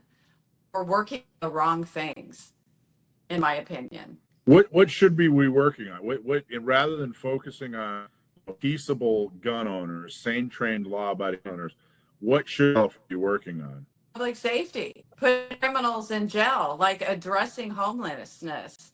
Like a lot of these incidents with guns are repeat offender criminals. They're homeless people, maybe potentially with drug-related mental illness or straight mental illness. We're not taking care of business as a state in the area of public safety. It's just not happening. And really our focus needs to be. And, thank God that we do have some gun owners in this state, because, when things break out, the number of police officers has gone down so much, even as the population has risen, and they only do so much. Are you seeing, these measures that seem to favor criminals? There seems to be some backlash. Are you seeing backlash against the coddling of criminals and blaming, lobbying taxpayers on some of the problems in the state? Are you seeing meaningful pushback on that, or do you think it's still not enough, or what are your views on that? Look, Prop 36 was a huge message in this state, right? Prop 36, which increased some penalty and took some looseness that we gave in our law in the past, it overwhelmingly passed in California, in every single county. But our legislature is refusing to fund it and acknowledge it in the budget. If you watch it at all, it is maddening. And so, you know what, Michael, you know what it is. It comes down to a numbers game. We got to fight, and we got to get the right people in those seats in Sacramento, because that's where the true change is going to come. Now, you guys have done a great job of fighting the court system, because that's what you have. So is there anything, is there a specific, maybe you're still formulating, is there a specific policy or a general policy that you think should be done, and start with specifically gun owner, but then also generally for other issues? Is there some conclusion you've come to that, hey, I think we should do this for gun owners, or are you still kind of in the research and development stage? Still researching, but I have started to come to a conclusion that one of the items, and it'd be basically a bill. That's what you do. You create bills to pass in the legislature. This would be a bill acknowledging, and I can't remember what it said, but if you are a sane, law-abiding gun owner, trained law-abiding gun owner, and you're making your second, third, and fourth purchase of a gun, there should be some sort of acknowledgement and fast track of getting that weapon, because it doesn't make sense that there would not be an acknowledgement of that. And look, I know it's small potatoes, but in California, sometimes that's where, right, where we can move the needle. And that's where there may be an opening to do that. I think there's a lot of support by gun owners across the nation, but it's in California where we have a mountain of paperwork and a 10-day wait period and sometimes a 30-day wait period in order to get a second, which doesn't make any sense at all. It's just really, truly pure harassment. So you're a Republican, right? Where is there an issue in particular that you with your party on that's particularly important to you? I'm trying to think. That's an interesting question. Now, there's sects of my party that I probably disagree with.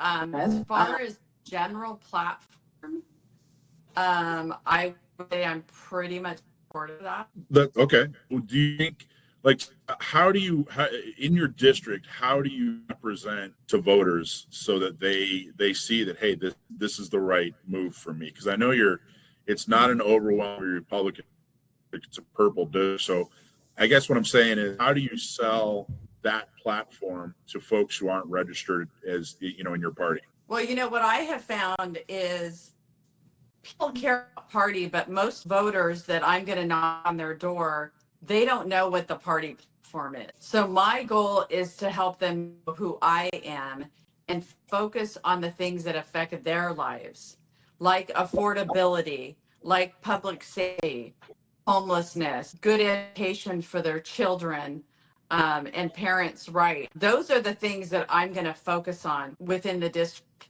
So, I'm hearing with your group these nitty-gritty bills that I'm looking at supporting because I know that it's important to you, but there's a lot of sectors that are having similar issues to you, even though I know that you feel particularly attacked, rightly so. Businesses are under attack. Home builders are under attack. The oil companies are under attack. It feels that way, and I don't believe I asked you in the past, but there's not a right answer. It's kind of a thought exercise.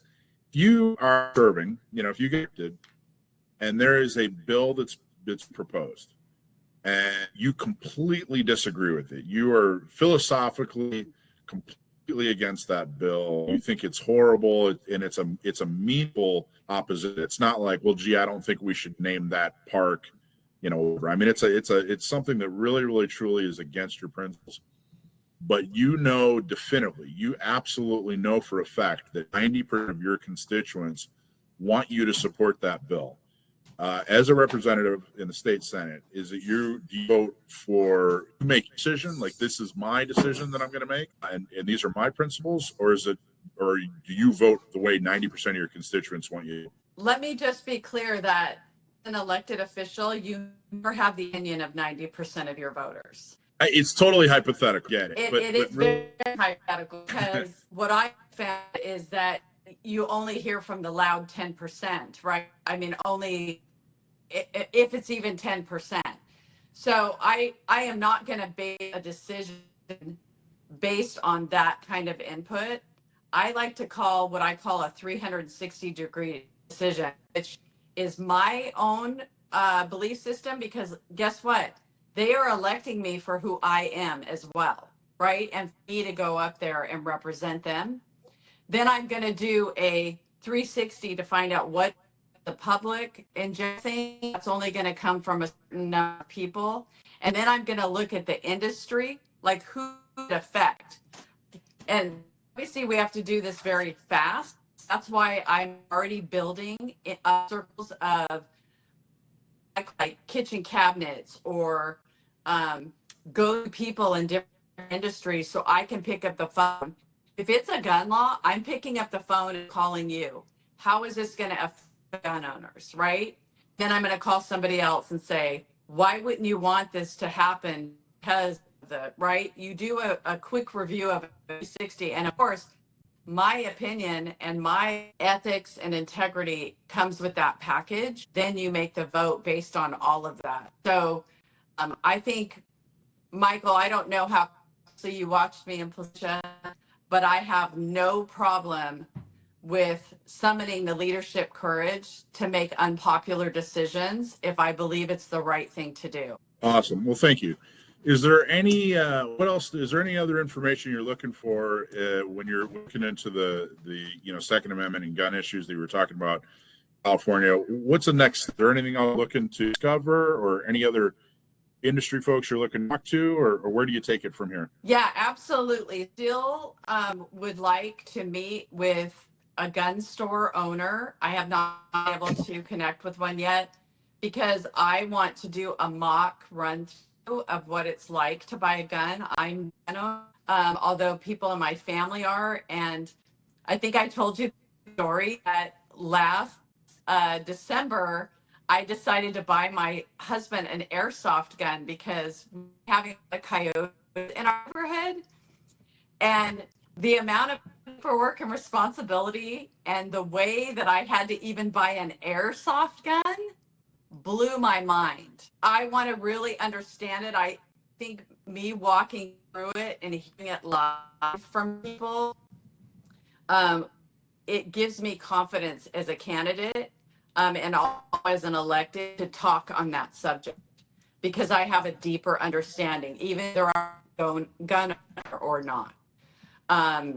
And I do have a lot of people in my life, including you, that are gun owners. I have hunters in my life because that isn't a broad activity in California. I grew up here. So hunting has not been a part of my life. So I have people in my life helping me appreciate and the sport of hunting and where firearms come into that, as well as the sport of target shooting and things like that. So that's how I go about it because I'm not going to know everything about everything. So I go to the sources, find out what's going on. And what did you think of FMK? What were your impressions of that? I was absolutely blown away. I have to say that I came away a little bit sad because he told me they're the last gun manufacturer in California, which I find a little horrific that is what it's come to. And I did not realize that until I was there because there is definitely a market and you should have choices here and they don't. I'm very much all about choices in general. This is a free country and we get to choose. Awesome. Well, I appreciate it. Thank you. Congratulations on your endorsement by Orange County gun owners. It was well deserved. And I appreciate you speaking up and taking it seriously enough to earn the endorsement. How can people find you online if they want to help volunteer or donate to you? Yeah, so I have a website, shaderforsenate.com, and that's FOR. And then I'm also on Instagram and Facebook where I'm very active at Shader for Senate. So I really appreciate it. I think it's time for all of us to fight. This is an open seat. I'm a targeted race. Everybody's coming in for this. And I hope that our gun owners will participate in the election in 26 because 24 was a huge shift in our county. And we have an open window here that we need to capitalize on for sure. Okay, cool. Great. Thank you, Rhonda. Appreciate you the time. Thank you. Thanks for all the work you guys do for our Second Amendment rights. I appreciate you. Yes, ma'am. Thank you very much. Rhonda Shader running for state senate in District 34. Thank you so much for joining us.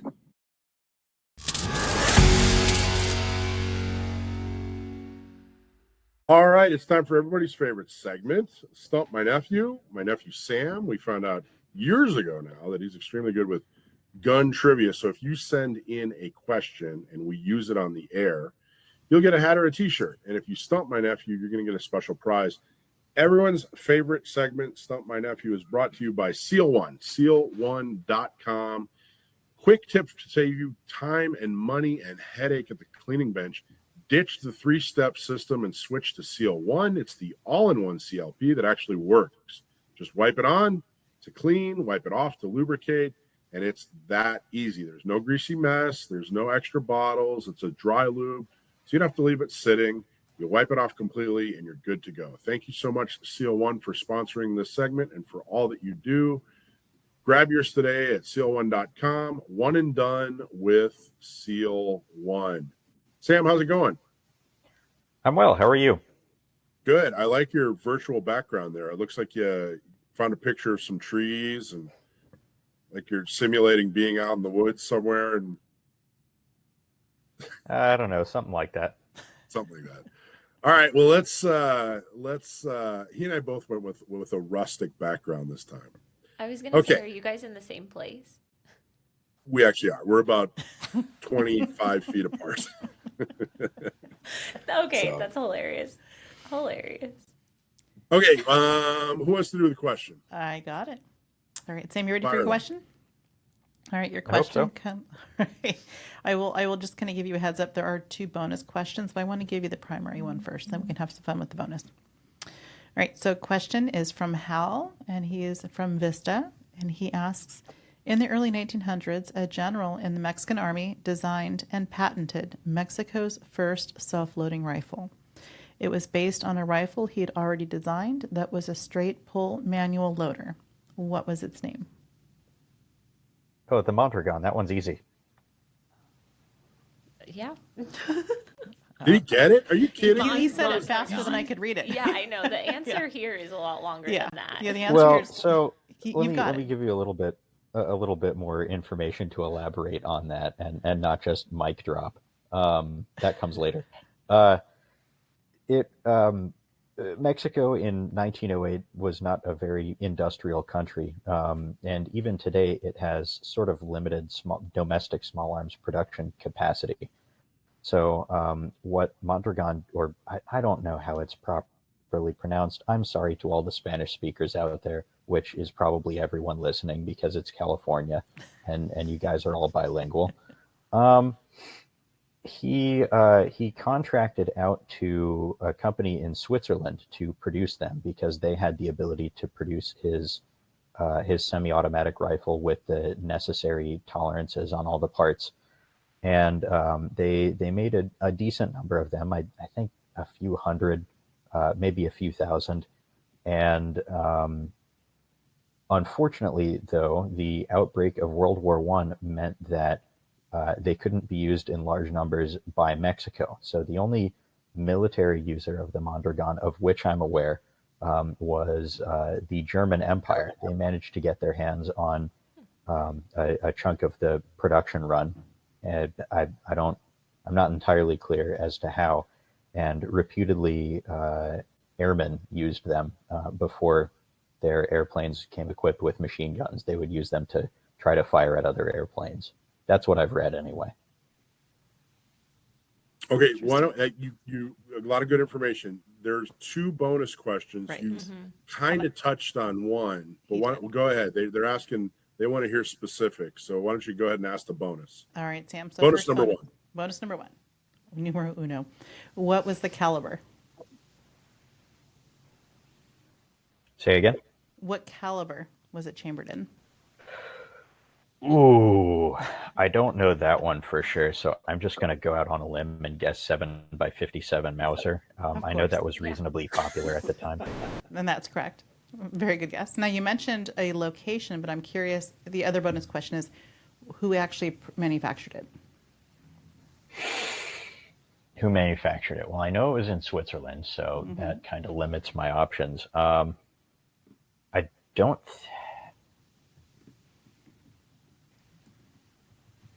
I don't know. I'll just say cheating? Stig. That's the easy one. It's probably wrong, but Repeat that. I missed it. was He it said Stig? Stig. Did he say? Yeah. Yeah. Of course he did. That's correct. Okay, that one's a gimme though. Like, name a Swiss your firearm guesses. manufacturer. Even your guesses are correct. Isn't that funny? I was going to step in and like help him, but he didn't need it. No. So that's right. I actually read a little bit when this came in. I read a little bit about the manufacturer, and he was actually a really impressive guy. And he was kind of interesting. Eventually, one interesting side note, if I could put my Sam hat on for a second, is he actually helped overtake the Mexican government. He helped in a coup, and then once in power, the existing government that he helped put in place actually kicked him out, and so he was exiled and ended up spending his last days not in Mexico. So kind of an interesting story. The whole thing was very, very interesting. And his last name, how do you say it? Mondragon? Yeah, something like that. Again, I don't speak Spanish. I sincerely apologize to everyone who does. I butchered that. His full name is Diffuso Porfirio Diaz Sistema Mondragon Modelo 1908. Say that faster, Mike. Well, awesome job. You have you guys can't see it, but you have a proud Sam father right over here. You have a proud Sam mother right over there. And then you have a proud Sam grandfather right over there, not on camera. And then, of course, his uncle. So it's a whole family affair here, guys. Love it. Awesome job, Sam. Good job as always. Yeah. Well, thanks for having me on. All right. Okay, so let's do the Shoot You Straight segment. This segment is brought to you by Cargo, Cases and Rugged Gear Outfitters in El Cajon. Go to their website, cargostores.com. That's on 423 Broadway in El Cajon. There are two enemies of your firearms, rust and the government. The good news is Cargo has your back on both fronts. As a proud sponsor, they're helping us fight to get more pro-Second Amendment officials in office. And their rugged cases help you fight your firearms secure, help to keep your firearms secure and protected and away from rust. Built like a tank, Cargo cases are stackable, weatherproof, and ready for anything. Whether you're hitting the range or going off the grid, you want a Cargo case. And here's something just for the listeners. When you buy a Cargo case in the store at Rugged Gear Outfitters, just mention Gun Owners Radio and you'll get a free desiccant pack to help keep rust away from your firearm. Make sure it keeps bone dry and battle ready. Visit them at 423 Broadway, El Cajon. Great products, great prices, and uncommonly good service. Cases and Rugged Gear Outfitters. Check out Cargo. Okay, did I say desiccant? Is that right? So close. Did I say that? So close. So You close? did not say it right. What is the right way? Desiccant. Desiccant? Yes. Yeah. You don't diss it. I'm not saying it Diss right. it. I protest. Desiccant sounds like it's like 1/10 of a cant. Think It's of a desiccant. think of Desitin. You know, like the diaper rash cream. Desitin. How's that gonna that makes it so much worse? It'll Like I help you have so much remember more it. experience with diaper rash cream. All right. Well, we'll keep trying. Point is, you get free stuff. Good effort. Okay. Last thing we wanted to talk about is the fact that the great state of Texas signed a great law. Governor Abbott signs a bill banning red flag laws in Texas. Governor Greg Abbott signed a bill over the weekend banning the enforcement of red flag laws in cities and municipalities throughout the state of Texas. This, of course, is a huge, huge step. That's a huge state. This is a huge problem.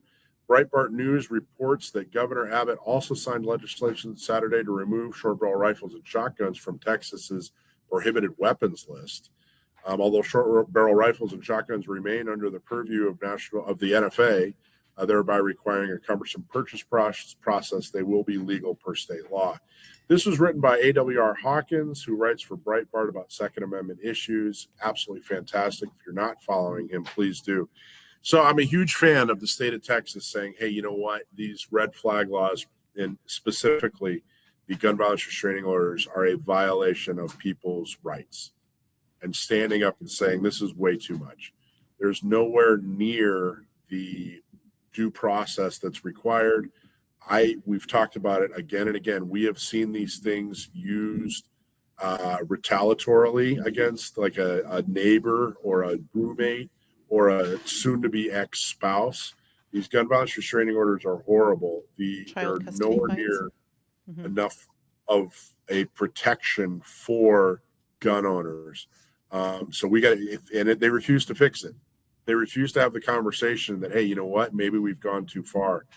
So if they refuse to fix it, if they continue to violate your rights, if they continue to victimize people, then we just need to get rid of them, which is exactly what Governor Abbott and the legislature in Texas did. I'm a big fan of this. I'm so happy about it. So what do you guys think? Am I wrong? Am I off? Not at all. No, it's great. Absolutely. Yeah, it's fantastic. I think, people don't understand exactly how many innocent people have been affected by this, but it will change your entire life. And it's not just, oh, they come in and they take your guns or whatever. It's a whole thing that potentially doesn't allow you to buy firearms in the future. There have been, cases where people had their firearms taken from them without due process, and then, 5 years later they're still fighting for their rights back. It's not like the government's like, oops, sorry, we made a mistake. Let's give you everything back right away and make sure you get back on the clear list or whatever. It's not usually like that. So these are ruining people's lives and hurting families and taking away people's rights to defend themselves and protect their families. And it's really, really unfortunate, but it's great that Texas is taking a stand. The reality is they're often being used as punishment. They're being used for one party simply to harm and piss off and anger the other. And it's a way that they can get up. And like you said, neighbor disputes, custody battles, divorces. It's simply a weaponized tool to de-weaponize. And it's wrong. Yeah. It's wrong. Yeah. It is wrong. And if anybody listening out there, if you have experience with gun violence restraining orders, if you know anybody who's had experience with gun violence restraining orders, whether they've been issued on you or they're issued on someone that you know, whether recent or in the past, contact us. There are definitely some things that we're trying to do. I'm not promising that we're going to defend you or that we can give you a free attorney. That's not what I'm saying. What I am saying is I need to hear your story.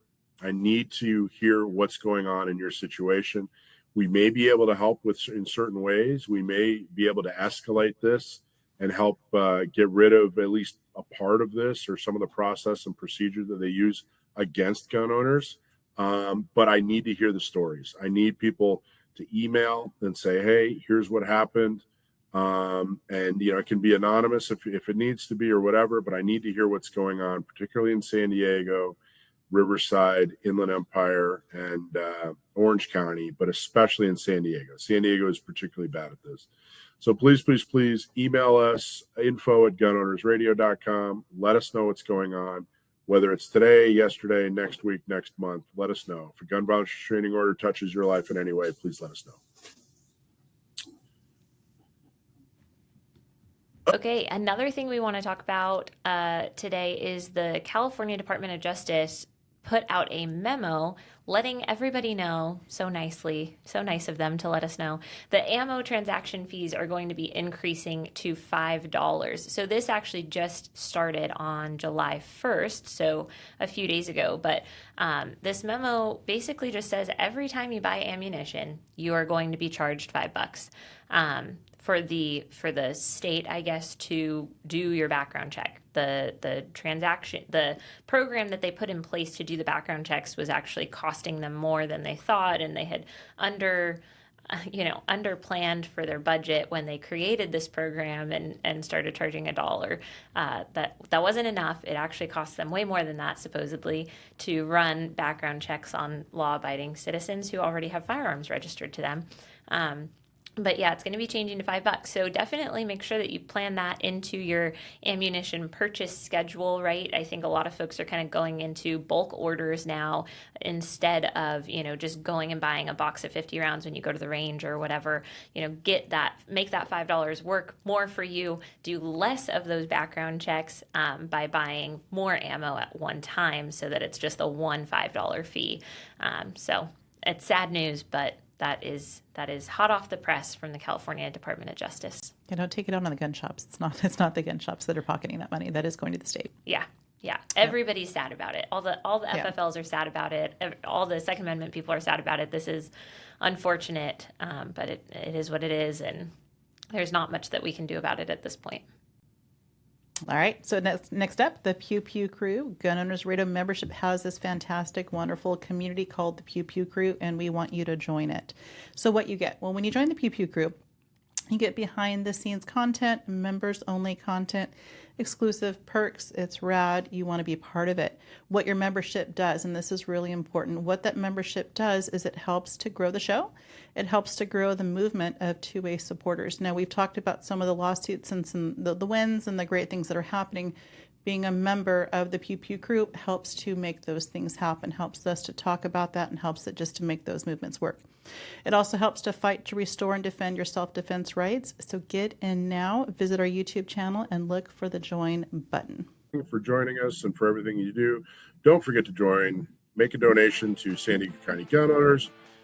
Don't forget to join Inland Empire gun owners and Orange County gun owners, and make a donation to Not Me, California. I hope you still have all 10 fingers from the 4th of July.